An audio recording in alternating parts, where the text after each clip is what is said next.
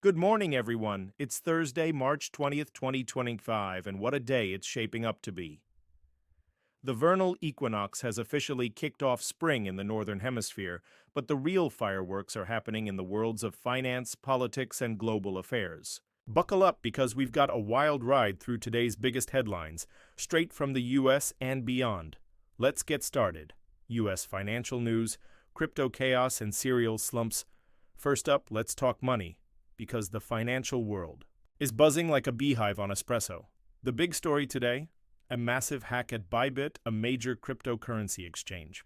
Hackers made off with a jaw-dropping $1.4 billion, mostly in Ethereum, and they're playing a high-stakes game of hide-and-seek with the loot.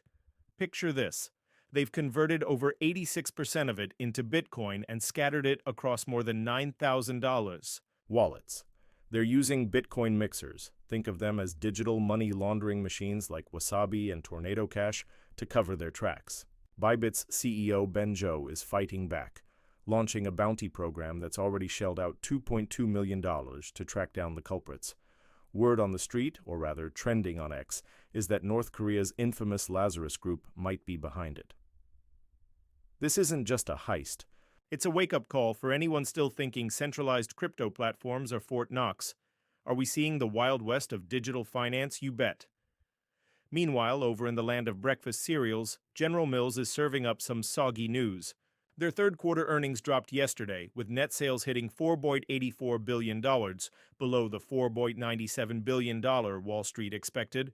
Why? Snack sales tanked by 5%, and retailers are tightening their inventories. The Cheerios and Chex folks beat earnings per share forecasts with $1 a share, but they've slashed their full-year outlook, now expecting a 1.5% to 2% drop in organic sales.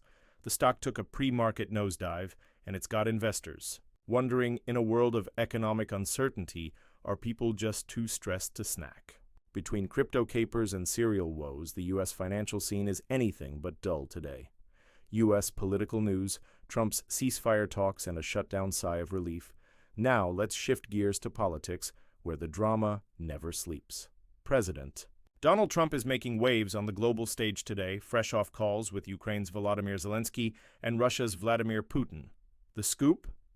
Both leaders have agreed to pause attacks on energy targets, a tentative step toward cooling the conflict that's been raging in Eastern Europe. Posts on X are buzzing about Trump's next move. Will he slap sanctions on Russia or push for a broader ceasefire?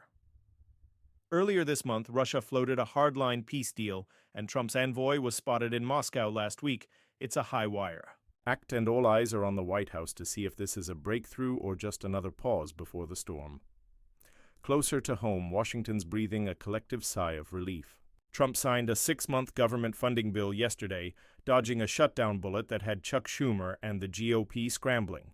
Schumer, the Senate Minority Leader, backed down from a standoff and voted with Republicans to keep the lights on. No last-minute chaos this time, just a rare moment of bipartisan harmony. But don't get too cozy. X users are already speculating about what budget battles loom in September. For now, though, the government's funded, and the political circus gets a brief intermission.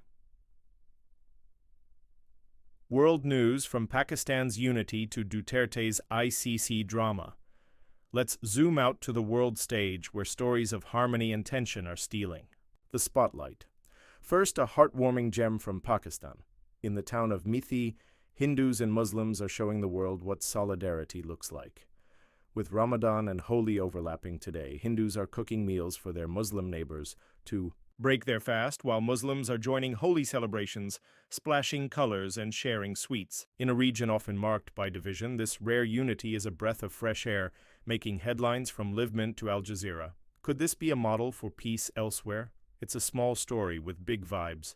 Contrast that with the fireworks in the Philippines, where former President Rodrigo Duterte's arrest by the International Criminal Court is shaking things up. Today, the Philippine Senate, led by Senator Amy Marcos, grilled top officials in a public hearing about Duterte's transfer to the Netherlands on charges of crimes against humanity tied to his drug war.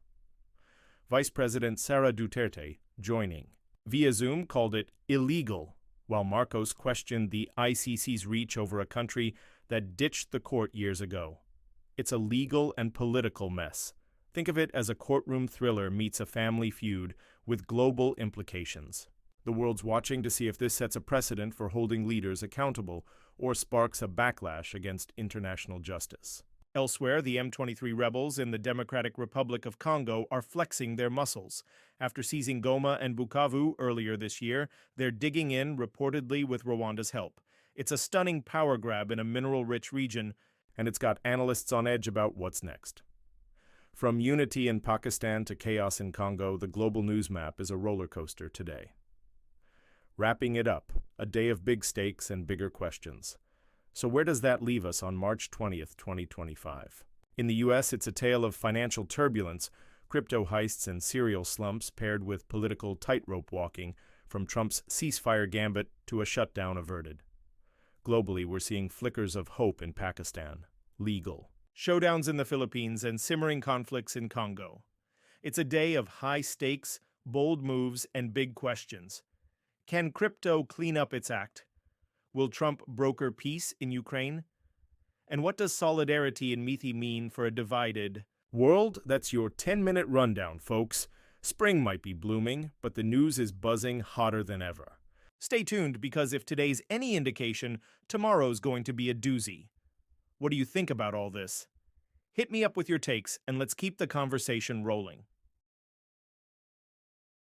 This report weaves together the latest updates with a punchy, engaging tone, sticking to the facts while painting a vivid picture of today's news landscape.